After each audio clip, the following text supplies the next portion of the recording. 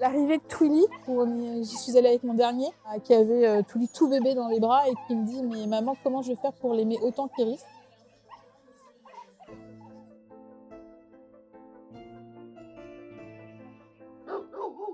J'ai vu le film Turner Rouge, c'était extraordinaire.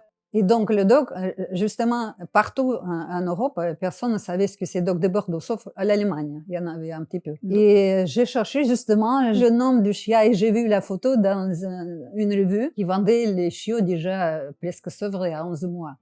Et je me suis précipitée pour acheter le premier doc de Bordeaux mâle. Oh, c'était infernal, c'était extraordinaire. Il a fait fureur sur les expositions.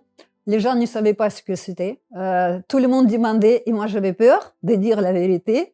J'ai dit que c'est un croisement pour ne pas que ce chien soit volé chez moi parce que c'était tellement rare que j'avais peur de le perdre. Voilà le commencement de mon histoire.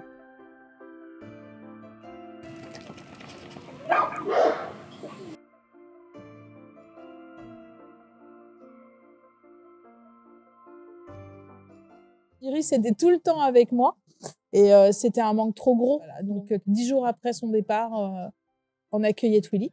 Et la question du deuxième s'est posée assez rapidement parce qu'on trouvait que c'était bien et on voulait pas revivre ça, un vide. Elles font partie de la famille. On a choisi de les avoir et on les assume à 100%. Je pense qu'elles sont devenues indispensables en fait à notre équilibre.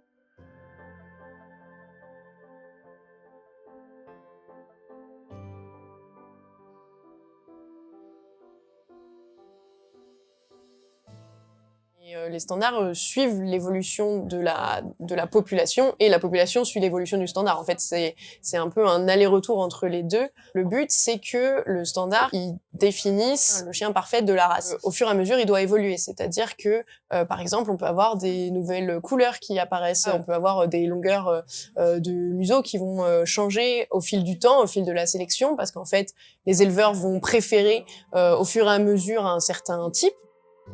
C'est un problème, le standard, parce que les races sauvages, c'est-à-dire les races primitives, n'ont jamais de maladie. Pratiquement, il n'y en a pas de maladie. Parce qu'il n'y en avait pas beaucoup de sélection. La nature fait la sélection elle-même. Parce que ici, les croisements ont introduit beaucoup de gènes. Et ce mélange, mauvais mélange, a commencé à créer des problèmes dans toutes les races actuelles. Cette sélection morphologique a sélectionné d'autres choses, comme des maladies cardiaques, oculaires, neurologiques chez certains individus, le berger australien et l'épilepsie par exemple, ou le cavier King Charles et la syringomyélie qui est liée à la morphologie justement du crâne du chien. Ça a été une sélection 100% humaine.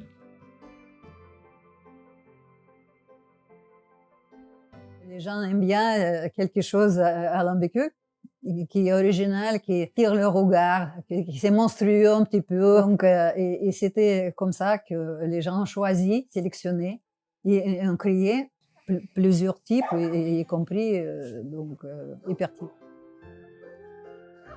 Car là, on vient de Chine, de loin. Le type actuel, moderne, c'est pas ce que la race a été avant. Parce que le museau était plus long, la tête est plus petite, elle n'était pas aussi ronde, et c'était le chien léger. Mais quand il est apparu en Europe, vu que les Européens aiment bien des animaux à l'ambéqueux, donc ils ont commencé à sélectionner vers le type actuel. Tous ces petits chiens avec des faces un peu écrasées, et tout est compact, même le thorax, toute la morphologie du chien est dans le compact, et ce sont des chiens qui sont appréciés justement pour ces caractéristiques. Et on a poussé la sélection génétique à en faire des animaux de plus en plus courts, de plus en plus renfoncés, et du coup on est arrivé à des hypertypes où le chien est vraiment... morphologiquement, il est très typé, beaucoup trop. Et génétiquement, c'est pas des choses qui sont forcément viables. Et en fait, la plupart de ces chiens ne peuvent pas naître naturellement et on est obligé de faire des césariennes. Et donc, la nature voudrait que ces chiens-là, en fait, n'existent pas. Pour avoir eu un bulldog, c'est une aberration. Ce chien est une aberration. Mais son côté atypique, son côté j'ai une gueule plate, je suis plus bas devant, plus haut derrière, etc. Oh, c'est rigolo, oh, c'est sympa, puis oh, ça ressemble à un tel ou non, bah non, c'est pas non. Et encore nous le bulldog qu'on a eu, je l'ai eu il y a une trentaine d'années, il avait pas du tout ce faciès. J'ai l'impression qu'on accentue en fait certains défauts et pour l'animal, je suis pas sûre que ce soit super. Tout ce que crée l'homme, ça peut devenir aberration. Comme les vaches belges, avec les fesses énormes, c'est très lourd, mais c'est comme ça. Donc c'est la décision de l'homme. La nature ne pourrait pas garder ces races. Donc si jamais on laisse en abandon les races canines, tout va disparaître. Ça va revenir au même type que le chien sauvage. Où est-ce qu'on met la limite? Là, ça a été prouvé scientifiquement que oui, les chiens brachycéphales sont positifs à l'œil humain parce que ça nous rappelle des bébés et que du coup on a envie de s'en occuper. Ok. Bon, ça c'est une réalité chimique dans notre cerveau. On peut rien y faire. Est-ce que les bulldogs devraient disparaître complètement? Et quand on dit les bulldogs, en fait, ça marche pour plein d'autres races. Bah peut-être, mais en fait aujourd'hui, factuellement, des personnes qui veulent un bulldog dans leur vie, il y en a un grand nombre. Donc, est-ce qu'on préfère interdire totalement et faire comme si on les voyait pas? C'est une option. Ou est-ce qu'on préfère essayer de les élever dans le maximum des qualités possibles? Il faut être conscient des problématiques de santé spécifiques à chaque race. Et en même temps, c'est inhérent au fait d'avoir des chiens, en fait.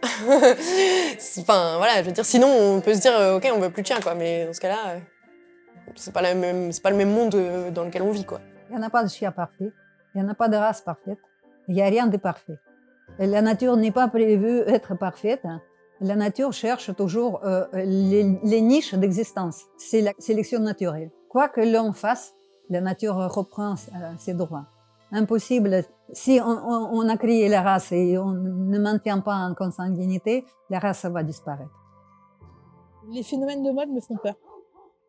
C'est-à-dire que là, il y a la grande mode du carlin, et le carlin, c'est quand même pas un chien...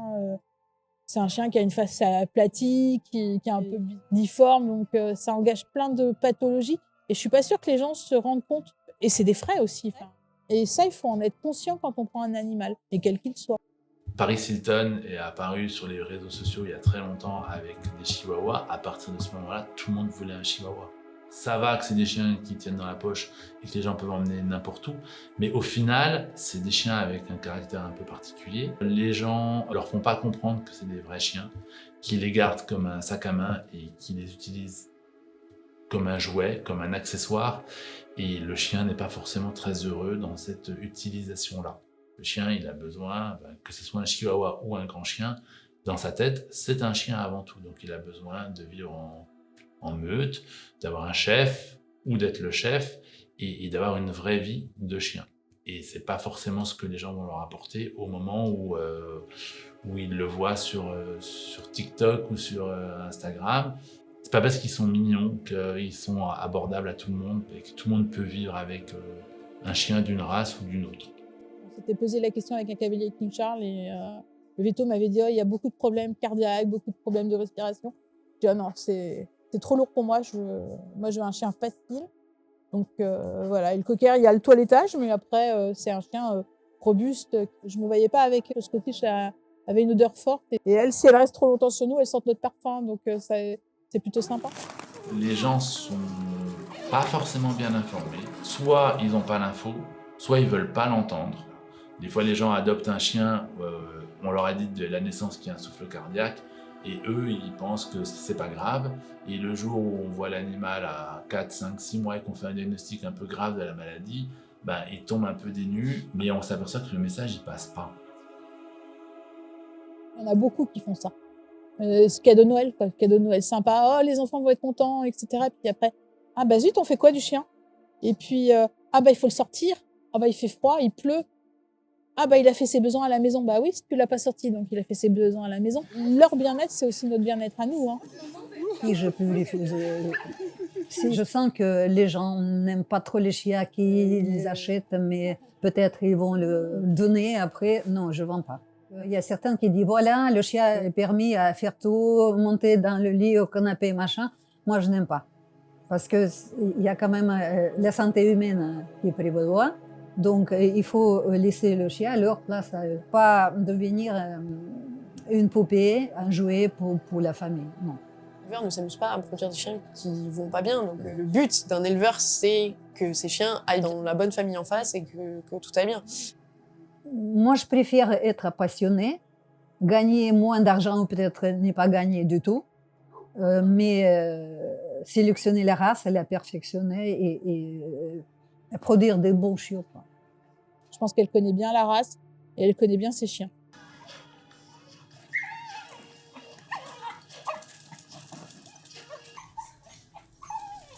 Je me suis quand même renseignée, oui, sur l'élevage.